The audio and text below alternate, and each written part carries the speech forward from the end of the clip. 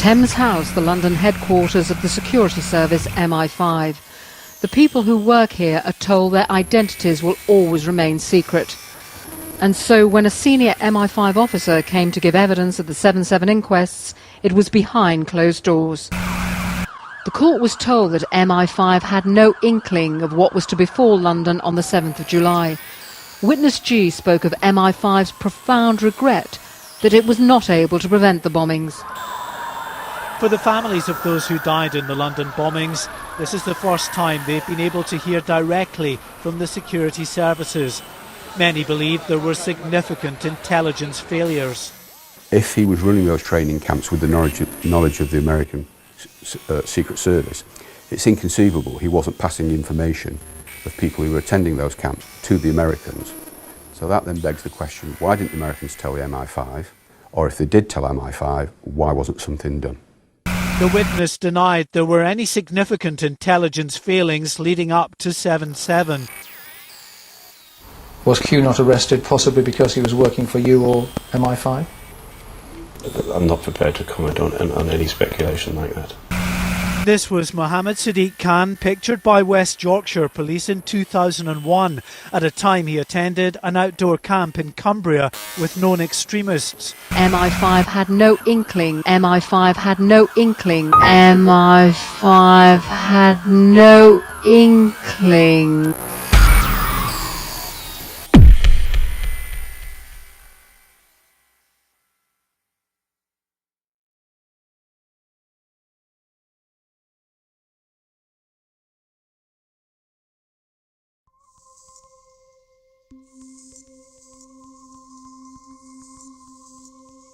The long-awaited inquest starts today into the circumstances surrounding the deaths of those people killed in the July the 7th suicide bombings in London. It will sit before a judge and without a jury and is expected to last for 5 months. And I think for us it would be a chance, and if Lady Justice Hallett wants to hear what we have to say and invite us to come and speak, it would be our chance to finally tell our story and get this put to rest. The proceedings started with a barrister representing the victim family members, reminding the coroner that there was significant intelligence known about 2 of the bombers that could have been utilised to prevent the attacks. Therefore, they demanded a proper investigation with a wider scope than was being offered.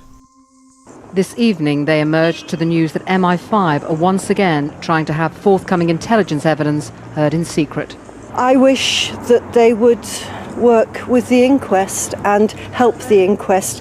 They should be partaking in this investigation proactively, not using every way they can to avoid being part of it. The inquest ended with an anonymous MI5 agent proclaiming that it was nonsensical and offensive to suggest MI5 bore any responsibility for the 52 deaths. Perhaps what's more nonsensical and offensive is that survivors and family members had to wait 5 years for any kind of judicial hearing, and were flatly refused an inquiry into how and why the attacks took place. Every time this comes up in the press, in the papers, it reopens the wounds. Nick Clegg and David Cameron picked up on this when they were in opposition and scolded Blair for rejecting the public's wishes.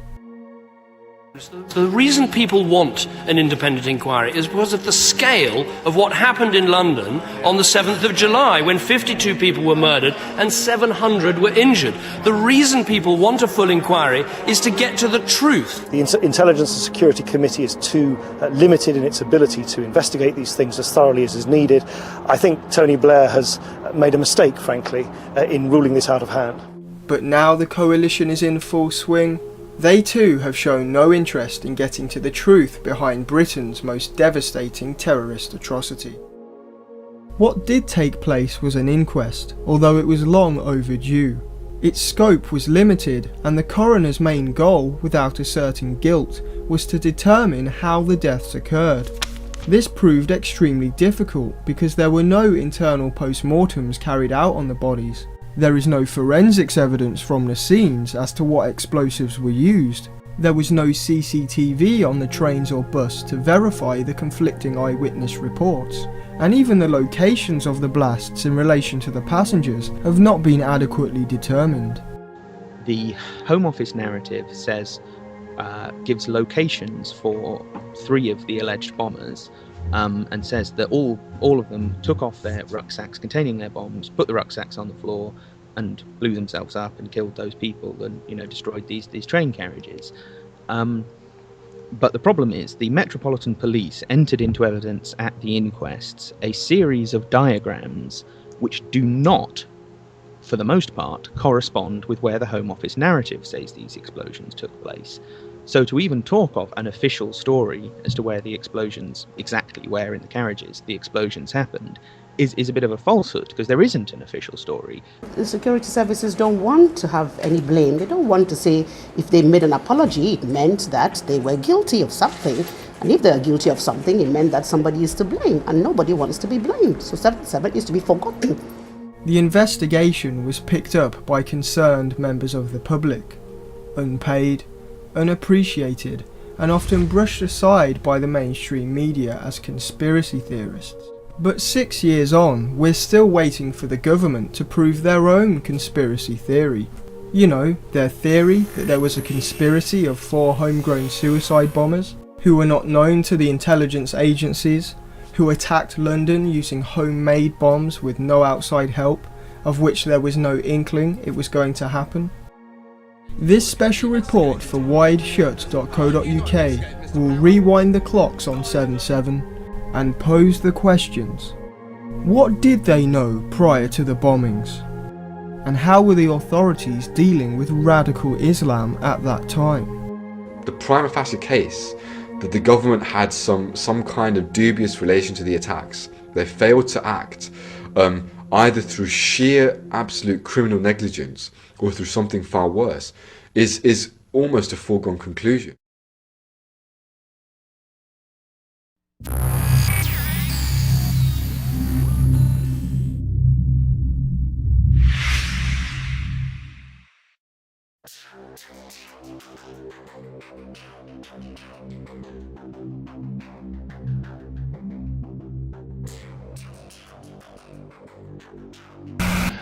We were given no warning by any organisation that this was going to happen. We're told MI5 had no inkling that 7/7 was going to happen. And for many people, that's the end of the story. But does the statement hold up to the evidence? Or is there more to the case than meets the eye?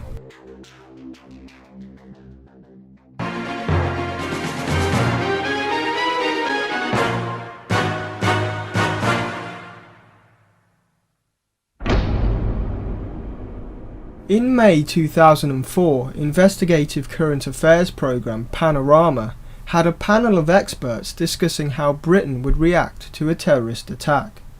Just like the future 7/7 bombings, their scenario included 3 explosions on the London Underground and 1 on a road vehicle. Intelligence, emergencies, disasters and planning. They are here to give it to us straight. We're just receiving news of an explosion in the London Underground near Hyde Park. This has not yet been confirmed by the police. We can now go back to our reporter Ian Manning at the Hyde Park police cordon. Ian, what's the latest? It's still a very confused picture here, but what I can say is that there have been no further explosions following the 3 reported on the Piccadilly, Central and Victoria lines. Extensive police cordons are now in place at each of the 3 affected sites, like the one you can see behind me here, and all these areas, as I understand, have now been evacuated. This is the kind of terrorist attack the government repeatedly says is going to happen. Would Al-Qaeda buy weapons of mass destruction if it could? Certainly. Would it use such weapons? Definitely. We are faced with the realistic possibility of some form of unconventional attack. We need to confront murder on a mass scale. We've been absolutely clear we can't guarantee that there will never be an attack. It's quite likely that they're planning one now. We must be prepared for them to strike whenever and however they can. All these officials were certain attacks were coming, and measures were even put in place to prevent them. In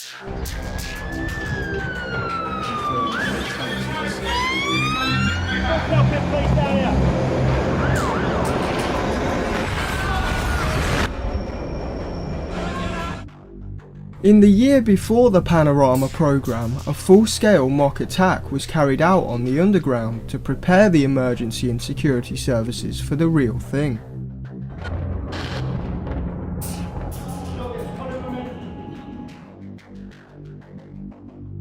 Then, in April 2005, a few months before the bombings, there was a joint US-UK anti-terror drill with over 12,000 people called Atlantic Blue. Again, one of the scenarios was a terrorist attack on the London Underground.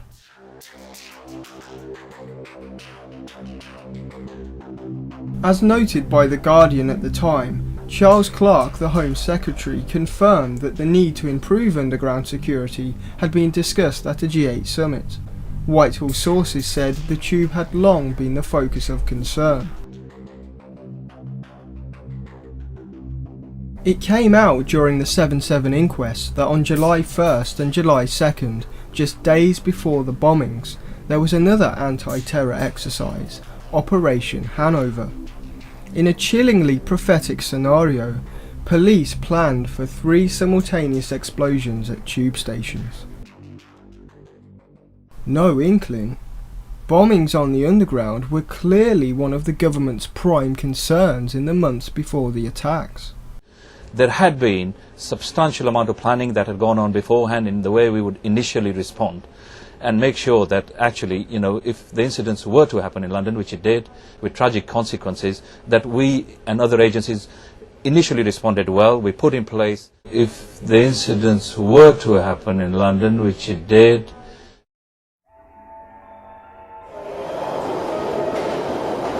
On the morning of July 7th, 2005, there was one more anti-terror drill that has caused controversy ever since.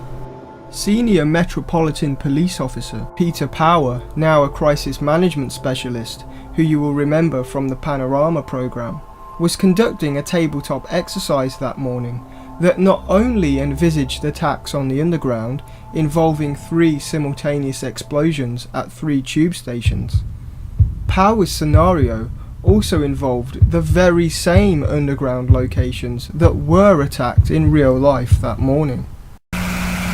When news bulletins started coming on, people began to say how realistic our exercise was, not realising there really was an attack. Today we were running an exercise for a company, bearing in mind I'm now in the private sector, and we sat everybody down in the city, 1,000 people involved in the whole organisation, but the crisis team. And the most peculiar thing was we based our scenario on the simultaneous attacks on the Underground and mainline station. So we had to suddenly switch an exercise from fictional to real.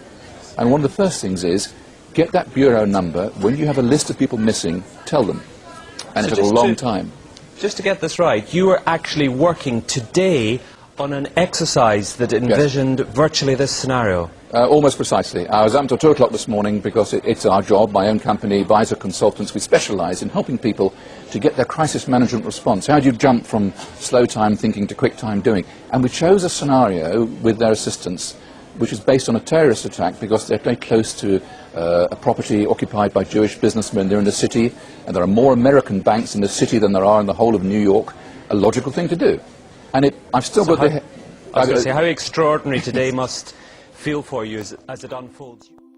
Although his scenario was quite a coincidence, some activists and researchers immediately fell into the trap of implicating Power himself in the real attacks. Mr. Power, we'd like to know who you were running mock terror drills for on 7/7. Which company were you working for? You said it was the precise times at the precise 3 stations. Have you any comment on that? Why have you not been investigated or the company investigated? Why have you not investigated, Mr. Power? 52 people died in those bombings, Mr. Power. 52 people died in those power... It's your duty to investigate it further. You've done nothing. 52 people died, Mr. Power. How did you know which 3 stations? Who helped you choose those 3 stations? How many people knew before the event? How many people knew, Mr. Power? I'm so sorry, I've got to go in here now. One documentary even claimed that Power's exercise involved the alleged bombers, and they were duped into arriving at London. The problem with these speculations is there's no evidence. Power's exercise was not physical with men on the ground like Atlantic Blue. He was simply lecturing in an office with a small number of employees from Reed Elsevier. If Power really was directly involved, why would he plaster himself on TV? You start out with the bombers, the alleged bombers, were not bombers at all. They were patsies. They weren't in those locations. They weren't on those trains. They weren't on that bus. They did not blow up bombs there. What the ripple effect narrative says is that they were actors of some sort, and they thought that they were playing a role in a terrorism training drill, in the Peter Power terrorism training drill. But aside from the fact that there is no evidence whatsoever connecting these four men to Peter Power, to Visor Consultants, to Reed Elsevier or anyone else involved in this, aside from that sort of absence of positive evidence, we've got some evidence going against it, and that would be the general paranoia of young British Muslim males towards anyone involved in the security services. You know, it's not the easiest thing to go out there and find four young British Muslim men who are willing to play the role of fake terrorists. They'd have to be pretty trusting, and I would also say pretty naive, to agree to do that. In getting stuck down this cul-de-sac, researchers have failed to follow up other leads. We've heard something quite extraordinary, could be a coincidence or not, that your firm on the very day that the bombs went off in London were running an exercise simulating 3 bombs going off in the very same tube stations that they went off. How did this happen? Coincidence, or were you acting on information that you knew? It's possible that Power was able to pick up such an accurate scenario, not because he was directly involved in the attacks himself, but his colleagues in intelligence had informed him that bombings were highly likely. Attacks had already been planned for, and some of the intelligence is in the public domain.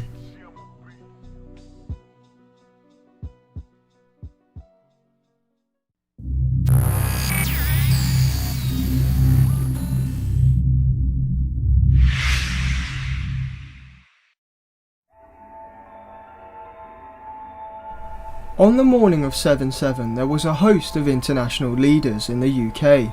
In Gleneagles, Scotland, Tony Blair, George Bush and others were at the G8 summit. In London, Israeli Finance Minister Benjamin Netanyahu was scheduled for an economic conference, but he never left his hotel room. In the confusion after the attacks, Associated Press reported that Scotland Yard had tipped off the Israeli delegation. Senior Israeli official says Scotland Yard told Israel minutes before explosions that it had received warnings of possible terror attacks. Is that why Mr. Netanyahu didn't show up at the conference? Netanyahu and Scotland Yard have since denied the reports, but in this situation, it's unlikely they'd openly admit it. The story itself has been reported by other sources and travelled right around the world's media. The Israeli National News Service reported, the Israeli embassy in London was notified in advance, resulting in Finance Minister Benjamin Netanyahu remaining in his hotel room rather than making his way to the hotel adjacent to the site of the first explosion. Former US counter-terrorism officer Thomas L. Preston concurs. He told an ABC News affiliate, just before the first blast, Netanyahu got a call from the Israeli embassy telling him to stay in his hotel room.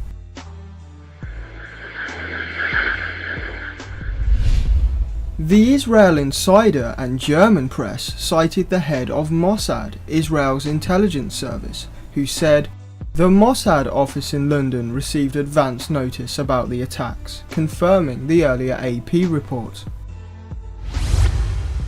According to Stratfor Global Intelligence, a media and analysis outlet for intelligence professionals, even if British authorities knew some point in advance and warned the Israeli embassy and the Mossad office in London, Israel may have already known about the attack several days before them. Based on rumours within their network, they go as far as suggesting it was Israel that warned Britain. Without a proper re-investigation, it's unlikely that this particular story can ever be 100% proven or disproven, but the pattern starting to emerge suggests the intelligence community and other officials knew far more about the attacks than they've let on. Yeah, I mean, the problem is that there really are some very fundamental questions to be raised about what happened on 7/7.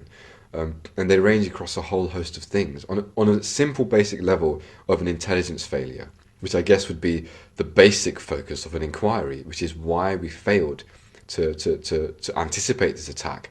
Surely, for a government that is interested in security, the first thing you'd want to do is to understand why we failed. And looking at the evidence that has come out in the public record about the kind of advanced warning that was available, it does suggest that we did have a fairly precise indication of what was going to happen, and that does raise questions about why we did fail to act.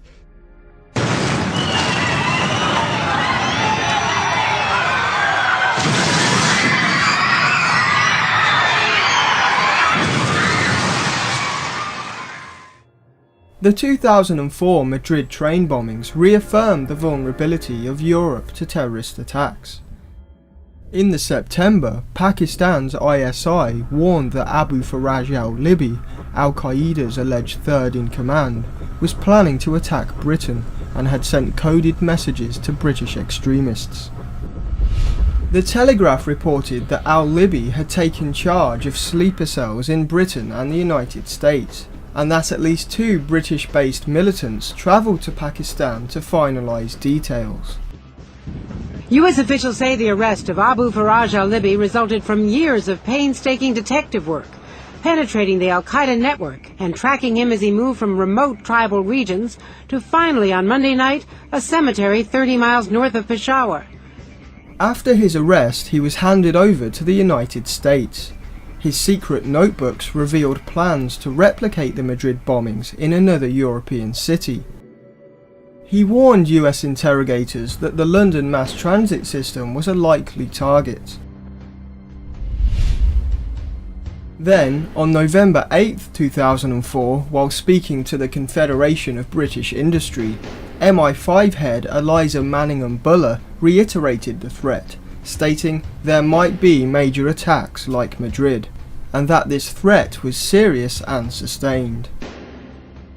Spanish intelligence confirmed this with their March 2005 warning, which claimed the mastermind of the Madrid attacks himself had identified Britain as a likely target. Then, just weeks before the bombings, French intelligence issued a report warning of an imminent attack on Britain. They say the plot emanated from pro-jihadi sympathies within Britain's large Pakistani communities. A leaked document that was sent to Tony Blair shows he was fully aware of the threat, which was compounded by his illegal invasion of Iraq. A number of reports, in the public record, mainstream sources say that Israeli intelligence, Saudi intelligence, and French intelligence, at the very least, all gave warnings of an imminent attack on London. A number of them were specific. The Saudis said that there was going to be an attack on the London Underground. They even indicated a date, that it would be in July. Now, why was that not acted on? No questions have been asked. This Saudi warning was picked up by The Guardian, who reported that specific details of a plot to bomb the London Underground, involving a terror cell of 4 people, were passed to MI6 in December 2004.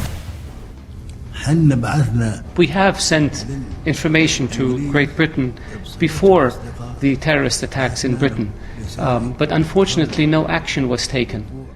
A Saudi source told The Observer, "When we heard about the bombs in London, we immediately recalled the warning we had given Britain, in particular the fact that 4 individuals carried out the attack, and that it happened almost in the timescale we were told about." Despite all of this data, on the 2nd of June, just over a month before the attacks, the terror threat level was lowered and police were moved out of the city. The official announcement stated, "At present there is not a group with both the current intent and the capability to attack the UK." So on one hand, officials were openly worried about attacks on the underground, They were receiving warnings from several international intelligence agencies about an imminent threat, and were conducting drills and exercises in preparation. Yet, on the other hand, they lowered the threat level, stated nobody was planning to attack, and have since claimed they had no inkling that anything like this was going to take place.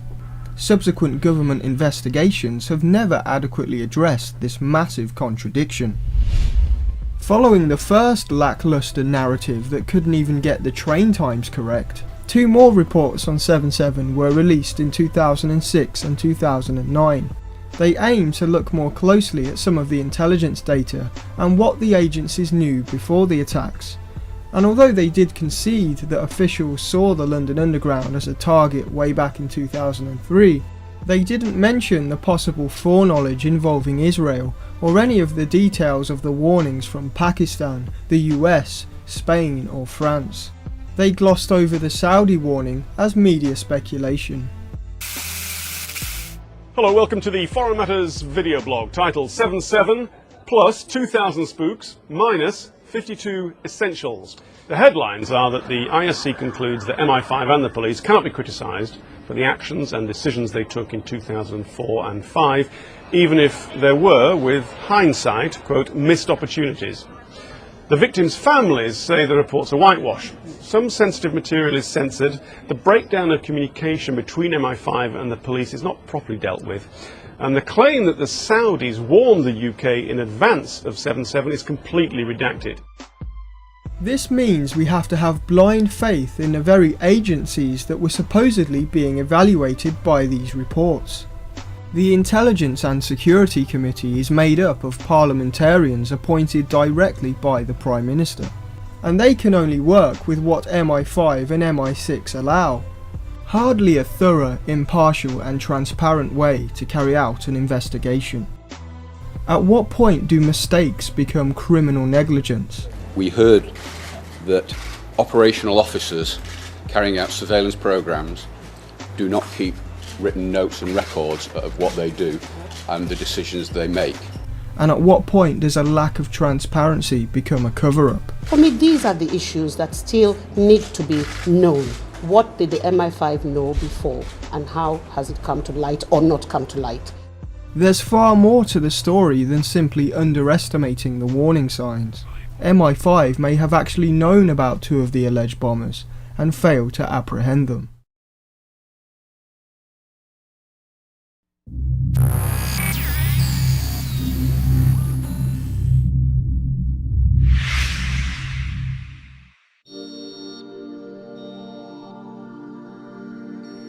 Although there have been suspicions and anecdotal evidence of a 5th or more bombers, the official 7/7 story claims that only 4 homegrown extremists were responsible for the attacks.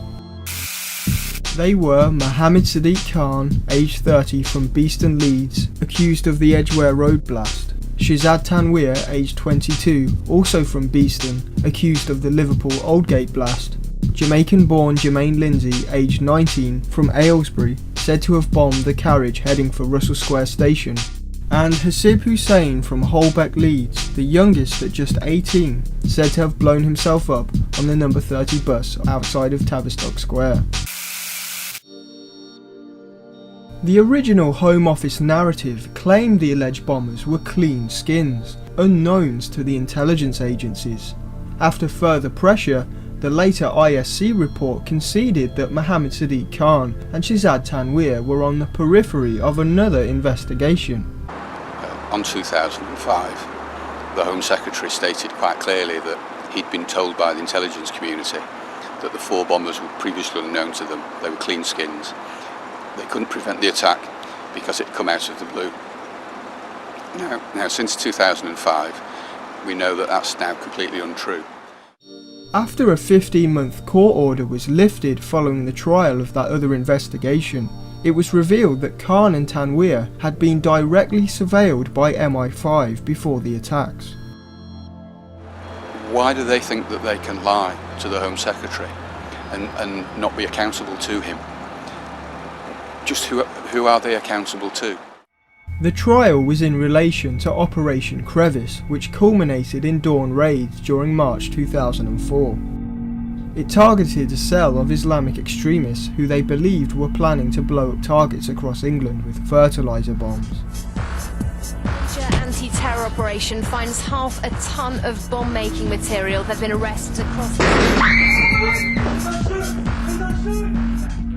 The intelligence agencies have never released data about other suspects who were not central to the Crevice trial, but their story is that out of 55 individuals surveilled, future 7/7 bombers Mohammed Sadiq Khan and Shihzad Tanweer represented just 0.1% of the investigation. 15 of the 55 were allegedly graded as essential because they had been overheard discussing terrorist activity with the alleged ringleader Omar Khayyam or his associates. Therefore, MI5 couldn't be held accountable for 7/7 because Khan and Tanweer were never focused on during Operation Crevice. This argument is a hodgepodge of nonsense.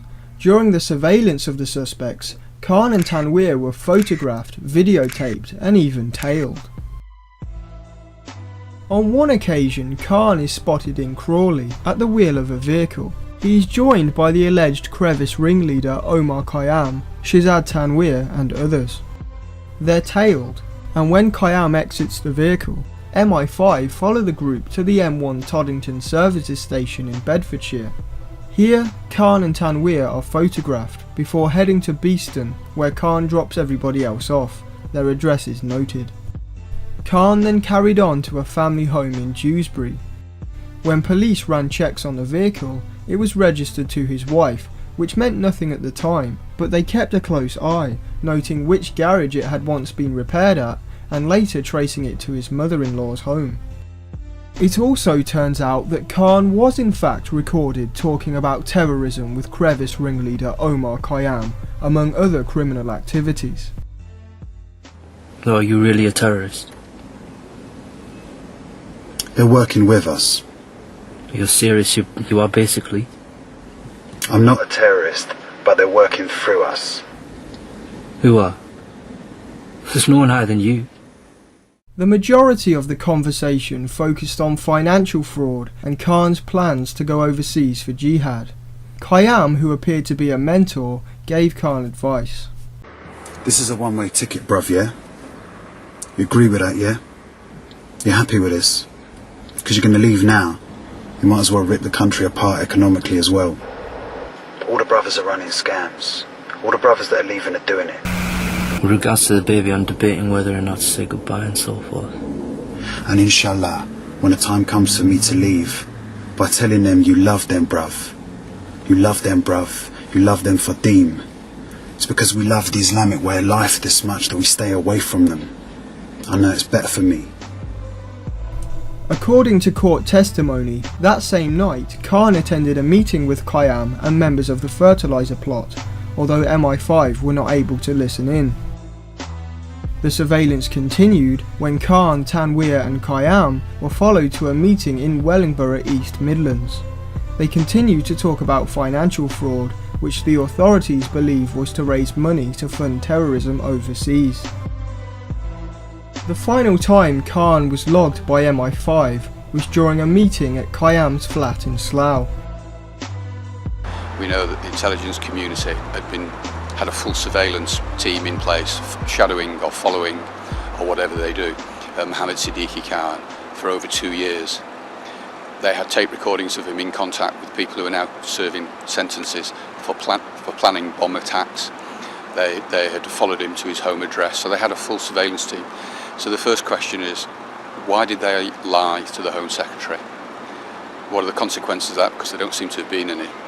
But also, it's really, really upsetting for me and all of us to know that the intelligence community had such detailed information about Sadiq Khan and his intent, and yet they didn't act.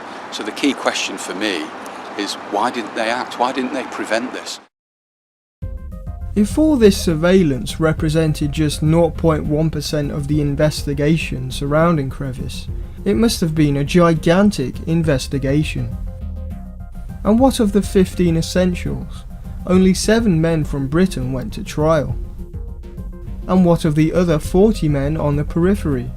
If they were in the same category as Khan and Tanweer, who met Omar Khayyam several times and were recorded doing so, that's a pretty extensive surveillance library, and Khayyam must have had a very large social group. Considering the lack of transparency up until that point, were MI5 trying to downplay the amount of information they actually had?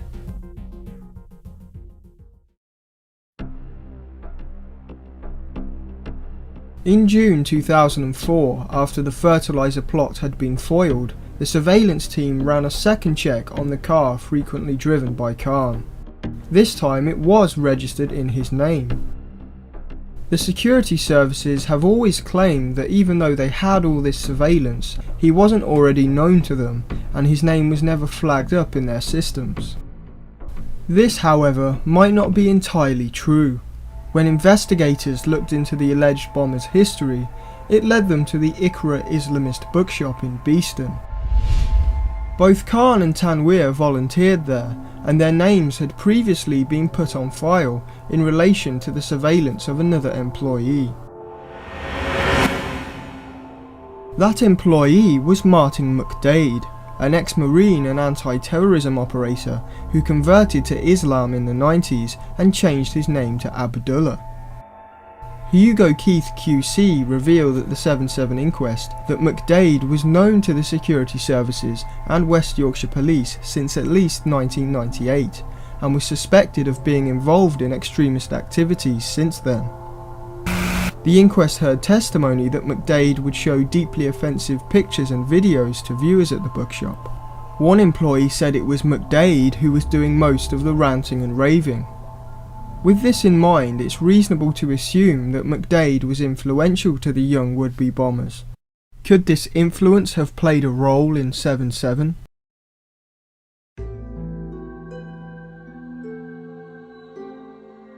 In January 2001, McDade and the owner of the Iqra bookshop, Taf Mohammed, were under MI5 and police surveillance. Operation Warlock observed what was called a camping retreat of extremists that they'd organised in the Lake District, and one man caught on video was Mohammed Sadiq Khan. Later, in 2003, during a deeper investigation codenamed Operation Honeysuckle, Khan and Shihzad Tanweer are noted by police as trustees of the bookshop. Their names were now on file. Furthermore, in April 2003, Khan was noted as somebody who had given a lift to McDade in a BMW. Following the 7/7 bombings, McDade tried to distance himself from Khan and Tanweer, saying their interactions amounted to just saying hi and goodbye. This is fundamentally different from going on a trip to the Lake District and sharing a vehicle. It was around the time of the Honeysuckle surveillance that Operation Crevice began. The initial investigation was not targeted at Omar Khayyam or suspicions of a fertiliser plot, but a man named Mohammed Qayyum Khan, often shortened to Q. Q was said to have direct contact with Al-Qaeda, so the spooks began a surveillance operation at an Islamic centre he frequented. They said he would regularly recruit young Muslims for jihad overseas. In July 2003, MI5 discovered phone calls had been made by Q to none other than Mohammed Sadiq Khan at the Iqra bookshop. In the ISC report, they claim the name meant nothing to them. But what about the previous investigations into the bookshop? According to an MI5 document shown at the inquest, the phone number was first filed on the 11th of March, during Operation Honeysuckle. So why didn't they make the connection? Checks on Q's phone call should have revealed the previous entries that listed Khan and Tanweer as trustees at the bookshop, and a check on Khan's name should have revealed the entry about his BMW and association with Martin McDade and Taf Mohammed. Was this an oversight? Why has nobody been held accountable? Potentially, lives could have been saved.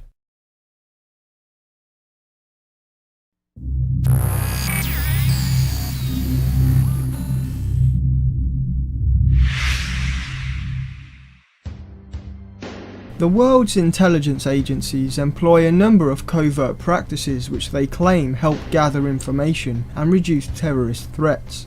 They include the use of secret informants, members of a terrorist group or somebody known to a group who divulge information about them to the agency.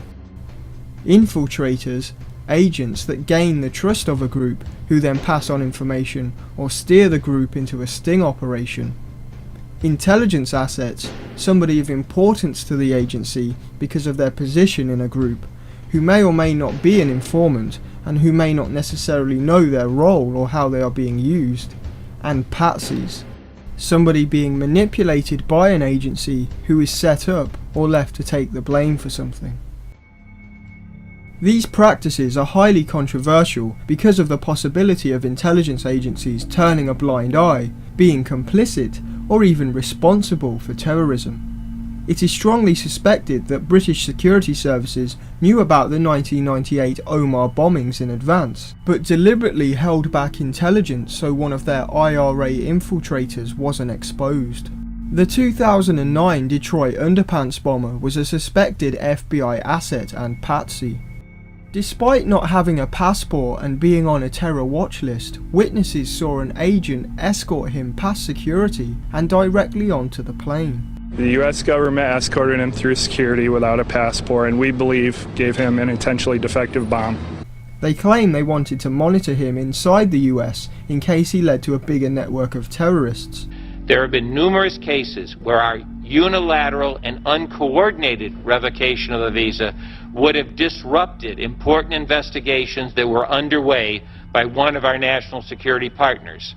They had the individual under investigation, and our revocation action would have disclosed U.S. government's interest in that individual and ended our colleagues' ability, such as the FBI, to pursue the case quietly and to identify terrorist plans and co-conspirators.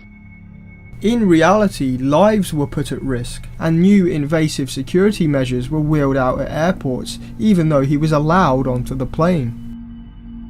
In regards to 7/7, there is some evidence that extremists who influenced the alleged bombers were in fact linked to intelligence agencies. Although Operation Crevice began as an investigation into Mohammed Qayyum Khan, aka Q, he is still a free man. He was not really focused on in the trial and wasn't even called as witness. You'd think an Al-Qaeda facilitator would be high on MI5's wanted list, but as far as we know, he hasn't been investigated since. Who was or is Q?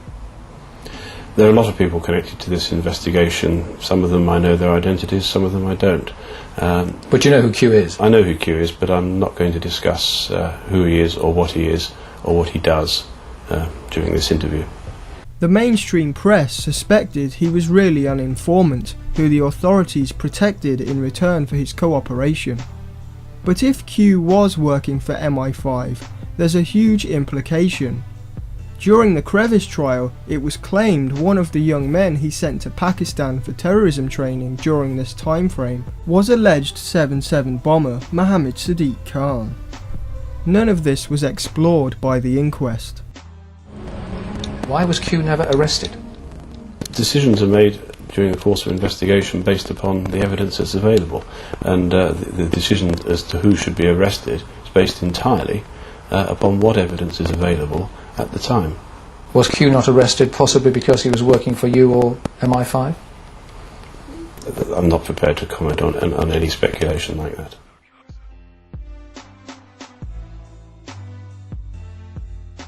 Although it's not beyond the realm, it does seem odd that a white British man who'd served as an anti-terror operator and Royal Marine would suddenly convert to Islam and begin preaching hate. Considering the 90s saw a big influx of radical Islamist groups, it's without a doubt that MI5 was keeping a close eye and infiltrating the Muslim community. Why was McDade never questioned about his connection to the alleged 7/7 bombers and their time at the Iqra bookshop? Were the security services protecting him? Martin McGartland is his real name, but this is not his real face. The man who infiltrated the IRA and fed its secrets to the British security forces has many disguises. So far they've kept him alive. Infiltration tactics were commonplace during the Irish Troubles, with several leading members of the IRA and Sinn Féin turning out to be British agents. One of the most well known was agent codenamed Stakeknife, whose infiltration went as far as murder.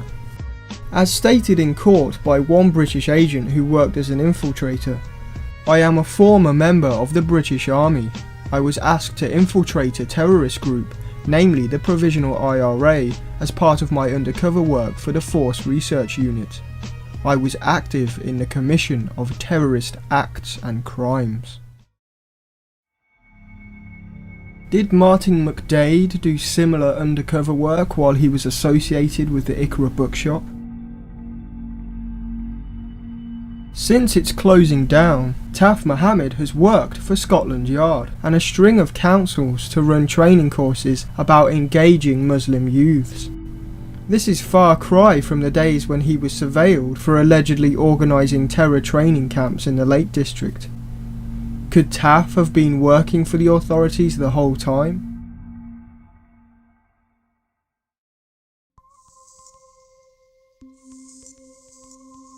Omar Khayyam, the eventual focus of Operation Crevice, is also another interesting figure that surrounded the alleged 7/7 bombers.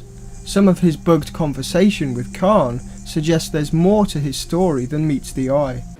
So are you really a terrorist? They're working with us. You're serious, you are basically?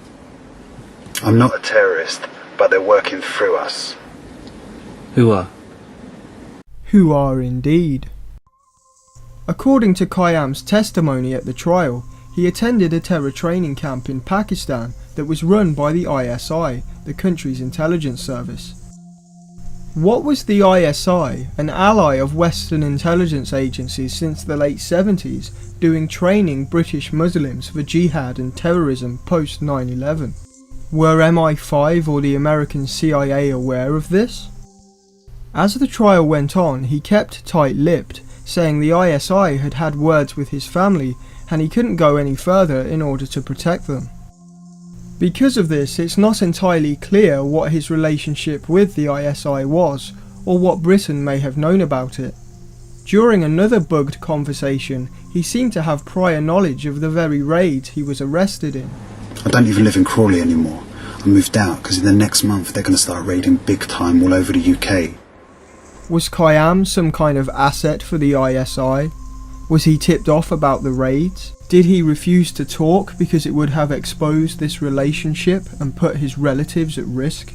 He's currently serving life behind bars for his role in the fertiliser plot, so as far as the state's concerned, their job is done.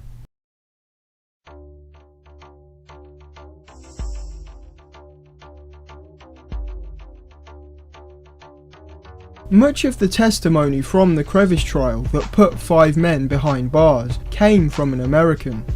Mohammed Junaid Babar, known as the Al-Qaeda Supergrass, was brought up in Queens, New York.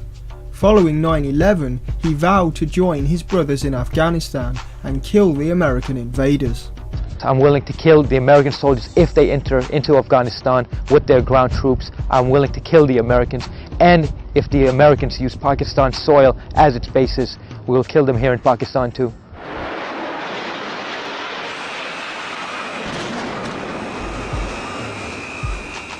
The ironic twist here is that Babar's mother was on the 9th floor of one of the World Trade Towers when it was attacked. However, this didn't deter him from becoming an Al-Qaeda facilitator, providing equipment and finance for terrorists training in Pakistan. Babar had visited Britain several times despite being a known terrorist, and had met with those surrounding the fertiliser plot. Because of this, he became the Crevice trial's star prosecution witness and was said to have an insight as an insider into the events and plans, which an outsider could not have. He was granted immunity because of this cooperation. At the time, he was an informant for the FBI, having been arrested after returning to the US in April 2004. They took him to the Embassy Hotel, detained and then arrested him and interviewed him for 6 months. Babar talked, hoping for a more lenient sentence.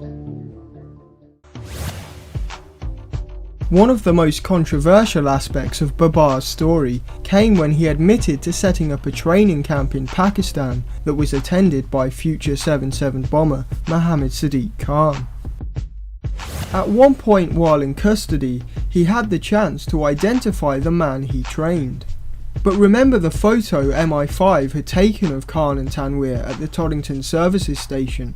Due to the absolutely horrendous photocopy that was sent to US authorities, Babar didn't recognise him. The fact that MI5 sent the image shows that they were putting more man-hours into investigating the alleged bombers than they'd like to admit. But more importantly, why did a clear colour photo become a poorly cropped black and white photocopy that left them unidentifiable? At the very least, it's a case of criminal negligence. I think they could have made a better effort. They could have stuck it on a jumbo jet and got it there overnight if they really wanted to. They could have sent it over with a member of the security services or the Metropolitan Police. But we also have to consider that for whatever reason, maybe MI5 didn't want them to be identified.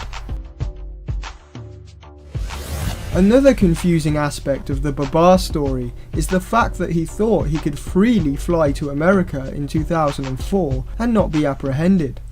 The media suggested that he may have been a US informant even prior to his official arrest. This was later corroborated in 2011 when he was released by American authorities, having served only 4.5 years of a possible 70-year sentence. Court documents confirm that Mr. Babar began cooperating even before his arrest, suggesting he may have been an informant while running training camps in Pakistan. The judge for his release celebrated his exceptional cooperation, but 7/7 victim family members rightfully didn't.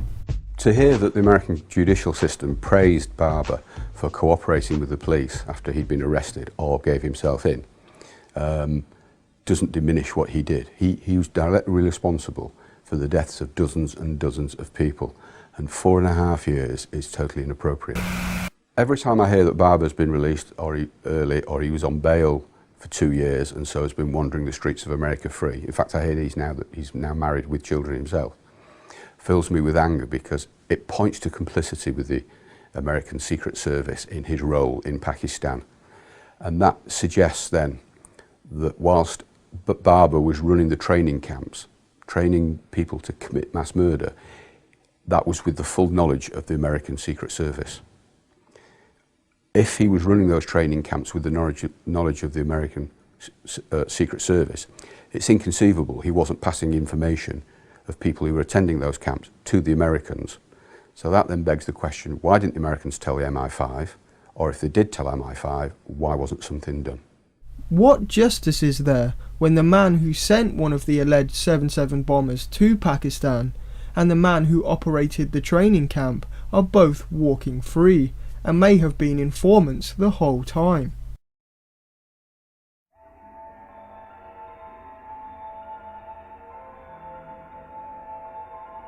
A name that cropped up following the 7/7 bombings was that of Haroon Rashid Aswat. He was a known terrorist who was wanted for trying to establish Al-Qaeda cells in the United States and who called himself a hitman for Bin Laden.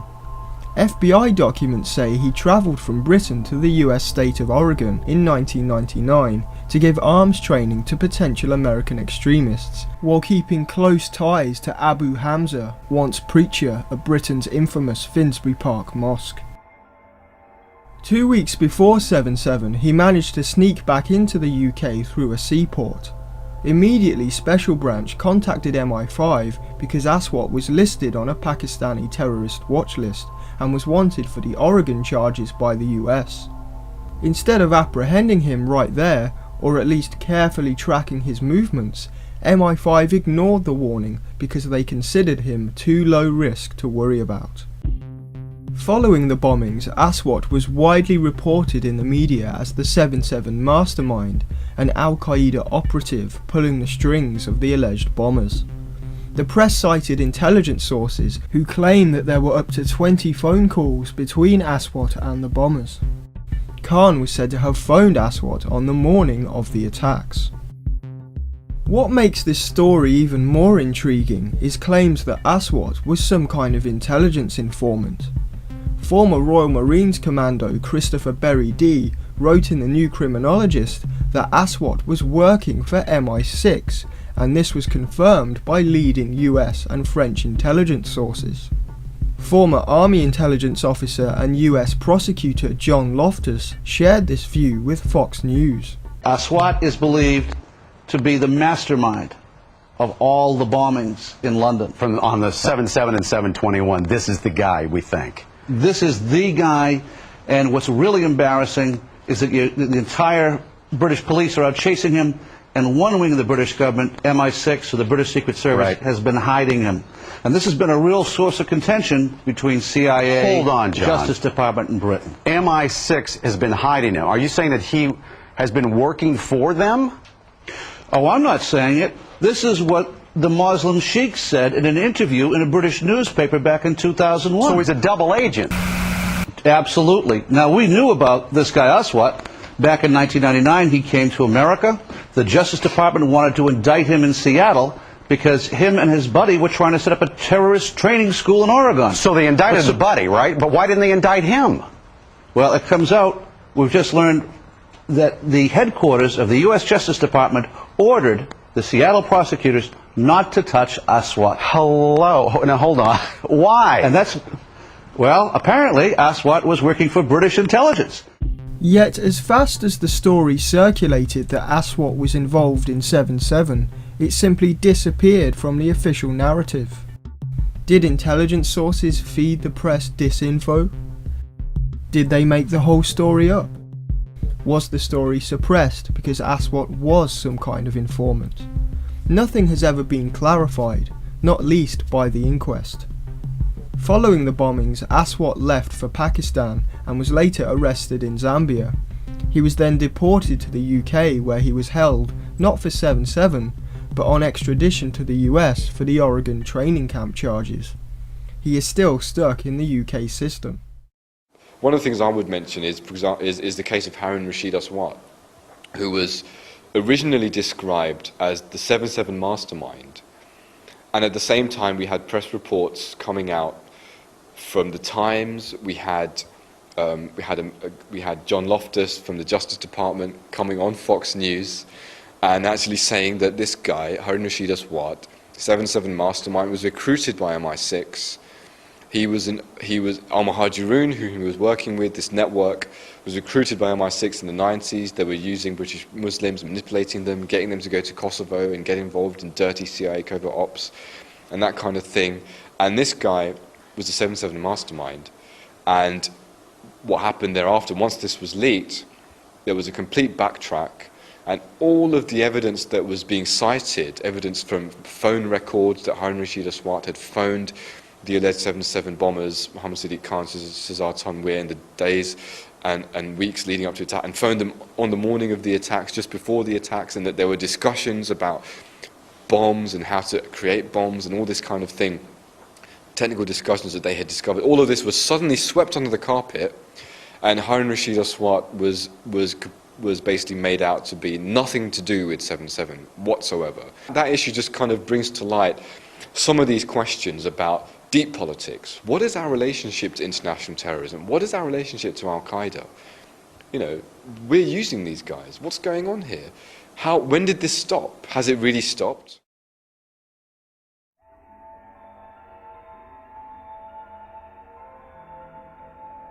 One may ask themselves, why were there all these radicals and potential terrorists with links to networks overseas residing in Britain in the years leading up to 7/7?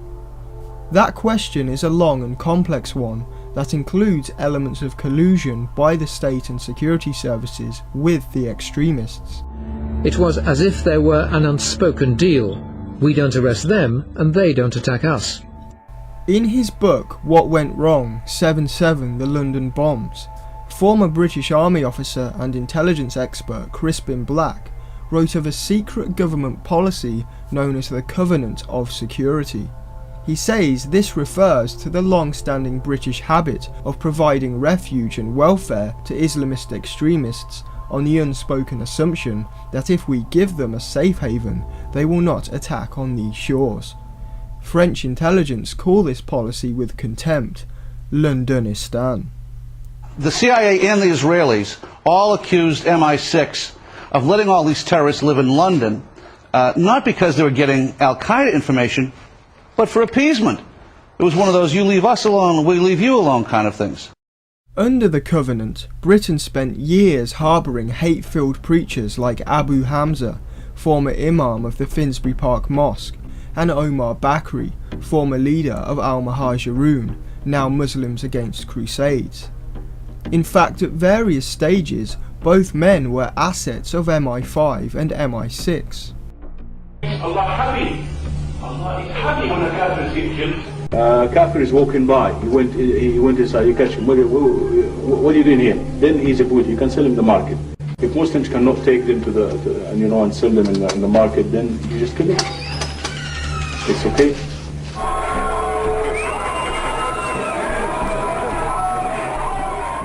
Abu Hamza became an informant for Special Branch and MI5 in 1997, and despite his inflammatory sermons and role in recruiting Muslims for jihad, he was told that what he was doing fell under freedom of speech. "You don't have to worry unless we see blood on the streets," the authorities told him.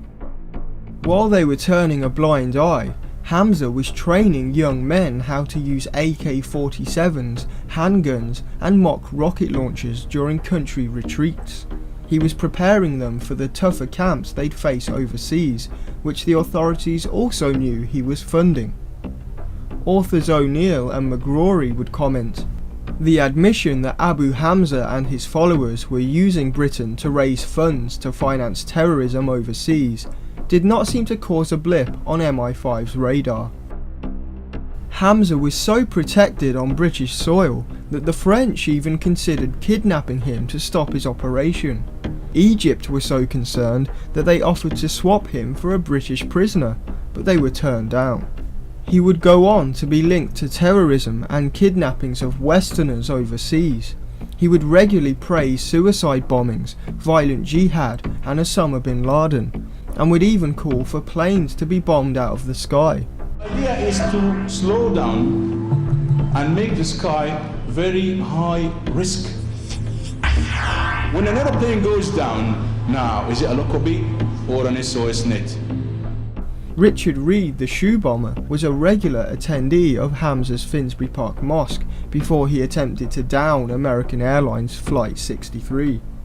All of this was under the watchful eye of British intelligence. Hamza's influence also did not escape those surrounding the future 7/7 bombings. Alleged bombers Mohammed Sadiq Khan, Shihzad Tanweer and Jermaine Lindsay had all attended his sermons at various stages.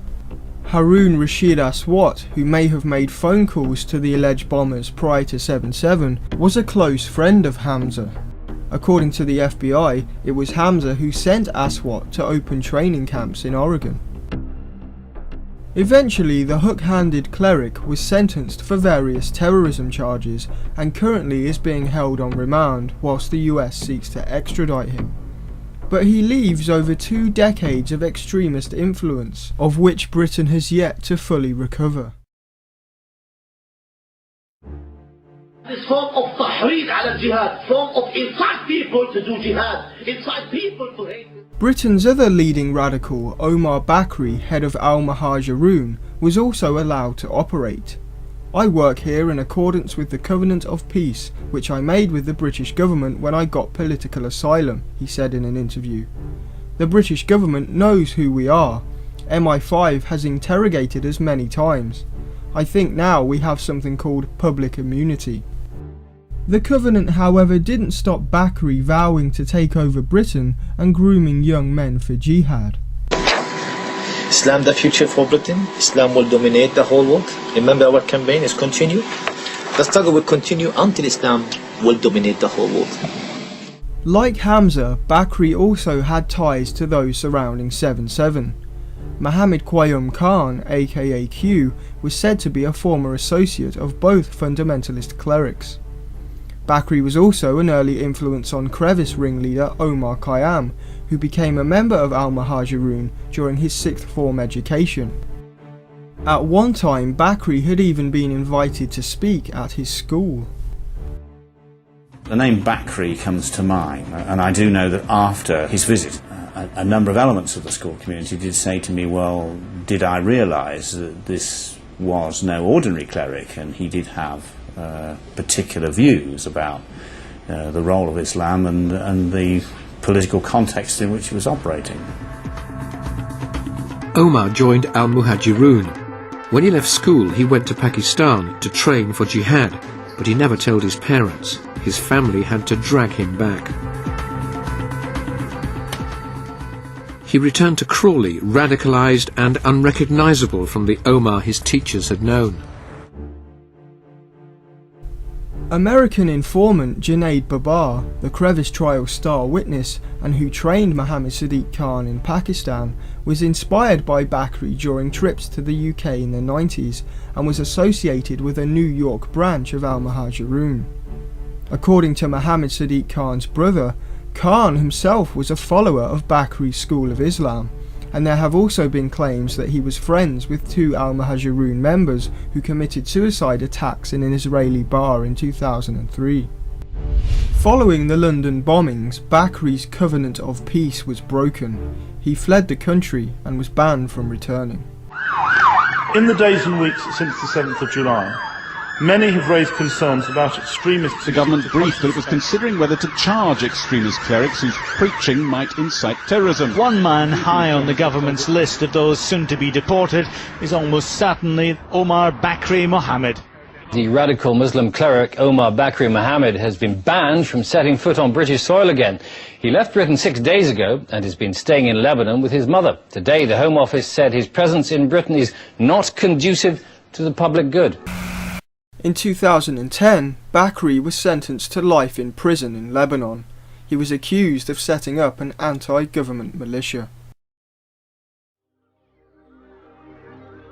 It's hard to understand why there was such a careless policy of appeasement. Was Britain really in such a position that it was safer to harbour extremists than it was to challenge them? One possibility is that the covenant was really to benefit Britain's foreign policy goals. During Blair and Clinton's involvement in the Balkans, young British Muslims were secretly permitted to attend overseas terrorism training. People who are interested for jihad, it will be arranged for them that they go, they will be trained, they will be fight, and they will be killed in the end.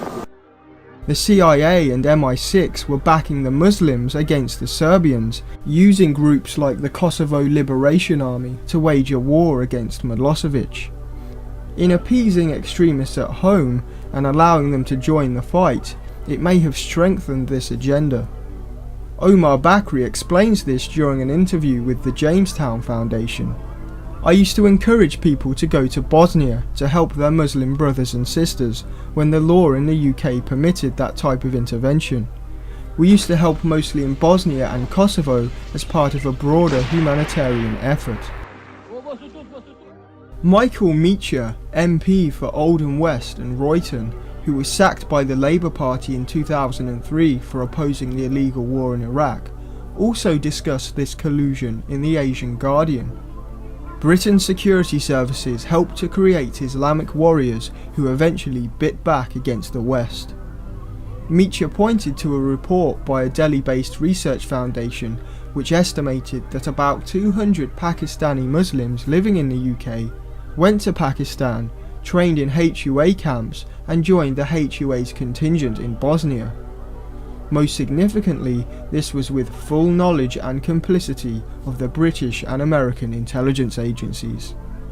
The HUA was an offshoot of the original Mujahideen that were backed by the US during the Soviet-Afghan War in the 80s and would eventually give birth to Al-Qaeda. According to Meacher, the US wanted to raise another jihadi corps, again using proxies, to help Bosnian Muslims fight to weaken the Serb government's hold on Yugoslavia. As reported by The Guardian in an article entitled "CIA's Bastard Army Ran Riot in Balkans," The CIA has been allowed to run riot in Kosovo with a private army designed to overthrow Slobodan Milosevic. Now he's gone, the US State Department seems incapable of reining in its bastard army. According to Lord Stevens, former Commissioner of the Metropolitan Police, in total, up to 3,000 British-born or British-based people have passed through terror training camps. It is this wider context that is rarely explored in relation to the events of 7/7. It's easy for the government to say 4 crazy Muslims attacked Britain, but things get a lot more complicated when those 4 crazy Muslims grew up in an extremist environment which the government themselves permitted. On one hand, we're told we're fighting a war on terror, but on the other hand, we help support the terrorists. What's more worrying is that we may not have learned our lesson about this appeasement and collusion. The bombing campaign against Libya was in support of what the government call Libyan rebels, but what they fail to tell the public is that those rebels are Muslim extremists. Rebel commanders have admitted their ties to Al-Qaeda and that some of the rebels have previously killed Western soldiers. Al-Qaeda's flag is raised above courthouses, and the country has adopted Sharia law after previously being a very successful socialist state. Until our government and intelligence agencies are fully investigated, we can only assume that they'll continue to put us at risk in order to benefit their foreign policy.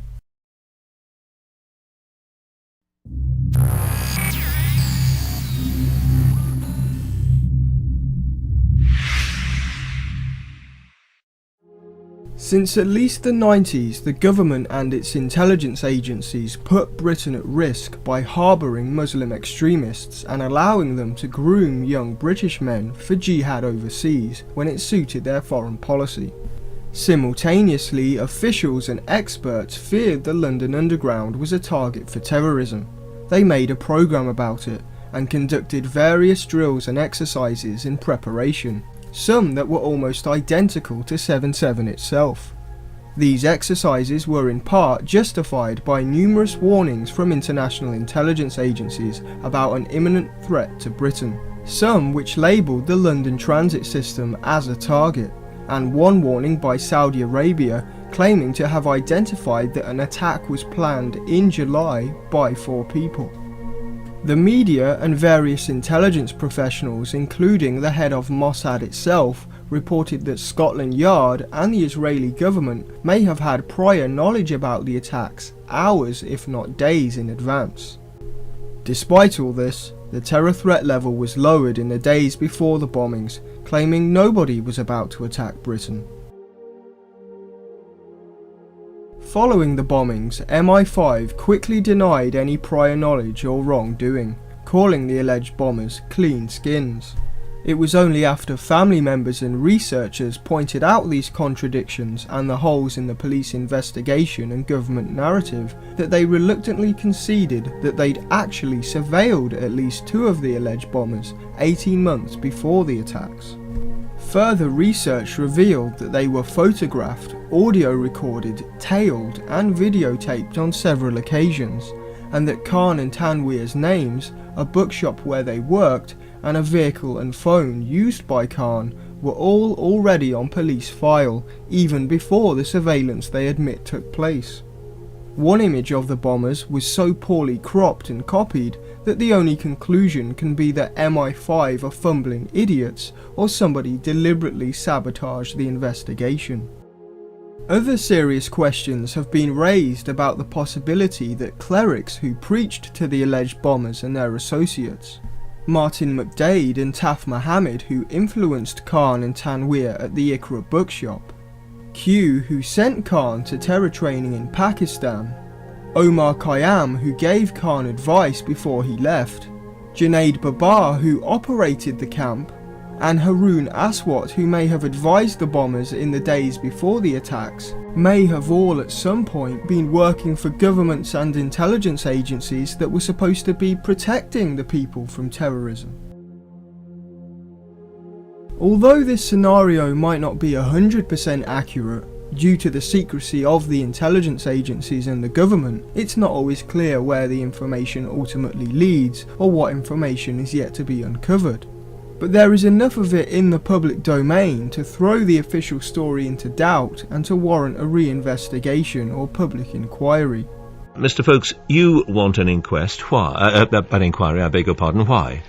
Well, before the inquest started, the most important job was to set out the scope of the inquest and about what could and what couldn't be looked at. And that meant that huge amounts of important work were ignored, and so that the inquest had a very, very narrow remit. And once the inquest then got underway, we started to uncover more and more important information, but that it was ruled out of scope. And the result was no further action was taken. So after 5 months, although, as you said, a great deal of information was discovered, no comment could be made on it, and further work couldn't be undertaken to discover what these important pieces of information actually meant. A verdict has brought us to a height, but at the same time, it has brought us to the foothills of the challenges, of the issues that we need to look at clearly. And this can only be done and result by an independent inquiry, which we've been asking for in the past 5.5 years. The authorities need to be held to account for what they knew, what they were or weren't doing, and why they were or weren't doing it. This, however, is still an uphill battle that the government and media fail to address.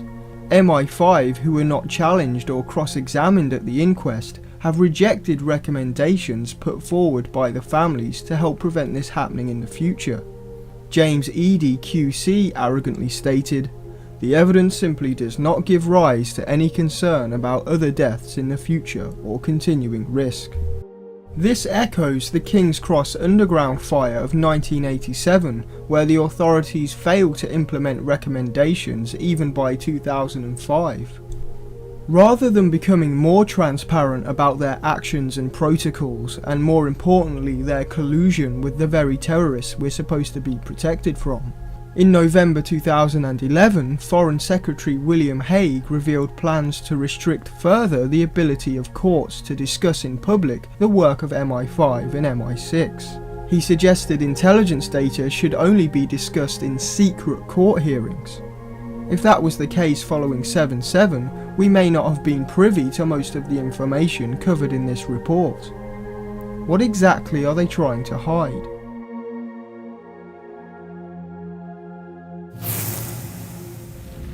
In the future, if we are to prevent or get to the bottom of events like 7/7 and the context which surrounds them, it will require an informed and questioning public that aren't afraid to hold their government's feet to the fire.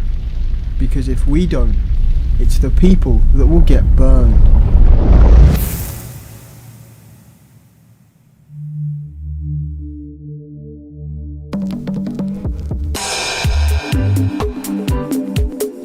Nothing's what it seems, yeah.